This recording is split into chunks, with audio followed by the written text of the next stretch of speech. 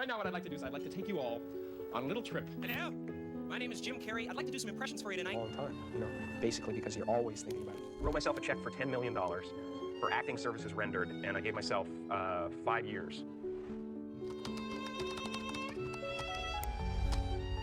Ambition. Ever since we were young, we were always taught that it was a good thing, the key to our success. The more you dream, the higher you'll climb, the more fulfilled you'll become. But what if I told you there was a darker side to ambition?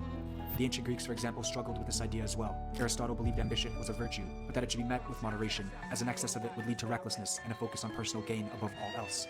And centuries later, we still struggle with the same concept. We push ourselves harder, climb higher, achieve more, but success never feels like enough.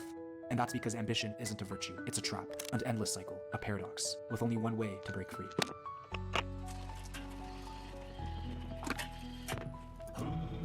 It's 1977 and a small crowd is starting to form at one of the local comedy clubs called Yuck Yuck. And then a skinny 15-year-old kid steps onto the stage. He's also been in Hollywood about 10 months and created quite a bit of excitement. It's his first appearance on American television. A young Jim Carrey experiencing his first big break into stardom, a career that would go on to last over 4 decades, from a tiny comedy club to the heights.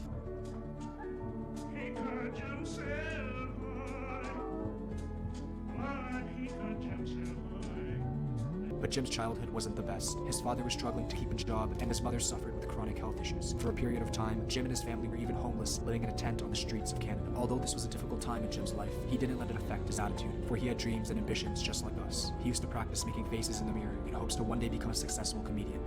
I'll be sitting looking in the mirror, doing some contortions with my face and things like that, moving my face around. Jim Carrey is a man of many faces. By 19, he was in Hollywood. By 30, the world was his. But despite this, Jim still felt empty. Even with all the riches and accomplished dreams, Jim was depressed. I've often said that I wished people could realize all their dreams and wealth and fame, and so that they could see that it's not where you're going to find your sense of completion. And although many people interpret this quote as him coming off as ungrateful or tone deaf, I think there's truth to it. He's not saying money doesn't bring happiness. Sure, we could all benefit with a little more money, a little more security, but I believe that if your basic needs are met, water, food, shelter, after a certain point, the human brain will start to crave more. We will never truly be satisfied with what we have. And once we achieve everything we've ever wanted, there's nothing left for us, but we will still want more, and that feeling will leave us empty. The first king of Ephyra, Sisyphus, stood at the bottom of a mountain, cursed by the gods for his recklessness, condemned to an eternity of pushing a massive boulder up a hill. But each time he reached the top, the boulder would fall back down, and he would start over forever. Widely interpreted to be a story on the futility of existence. But in a way, it also tells us about our own ambition as a paradox. The more we achieve, the emptier we feel. And maybe that's because what we're really searching for isn't success at all, but meaning. Humans are hardwired to search for meaning. We all naturally want our lives to have some sort of purpose. Sisyphus' struggle, in a way, is our struggle. Because just like him, we're hardwired to keep climbing, to keep searching for something more. But no matter how high we climb, the boulder always rolls back, and with it, our meaning slips away. Jesus Christ. So are we all destined to live unhappy, meaningless lives? To keep chasing goals that never fulfill us? Well, no. You see, centuries later, philosopher Albert Camus explored this story in his essay The Myth of Sisyphus. He described something called the absurd, the universe's lack of a distinct meaning, yet humans' endless search for it. But Camus didn't see this as a tragedy. He saw it as liberation. One must imagine Sisyphus happy.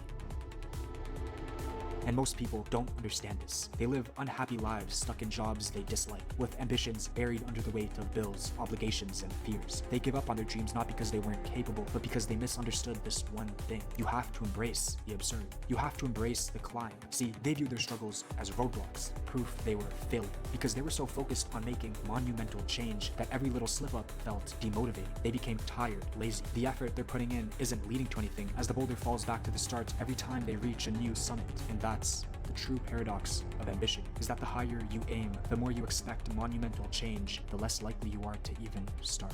Eventually, you reach a point where a goal seems too big or a summit seems too high, so you start to slow down, weaken. The boulder starts rolling back to the bottom without even having reached the top. You stand at the bottom, staring at the peak, dreaming of what's up there. But the weight of that dream paralyzes you, so you stop pushing the boulder at all, and slowly, your ambition eats itself alive. You settle. You convince yourself it's enough. So ask yourself, are you ambitious but lazy? Maybe it's not laziness at all. Maybe it's your ambition itself, so big, so overwhelming, that it's keeping you stuck.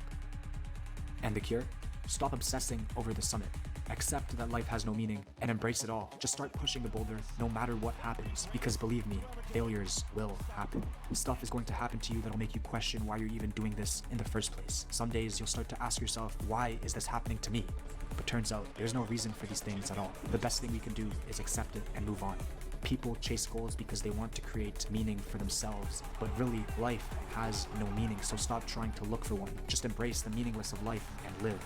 Embrace everything, experience everything, live a life to the fullest extent, accept the randomness, the hardships, the failures. Stop putting so much thought into meaning and goals and just live. Seek out real change, seek out real life. Don't let ambition and search for meaning drag you into the paradox of wanting more and doing less. You have to acknowledge that life's going to hit you with some roadblocks, and sometimes shit's not going to work out, but who cares? Do it anyway. Not because you hope it'll help you reach your next goal.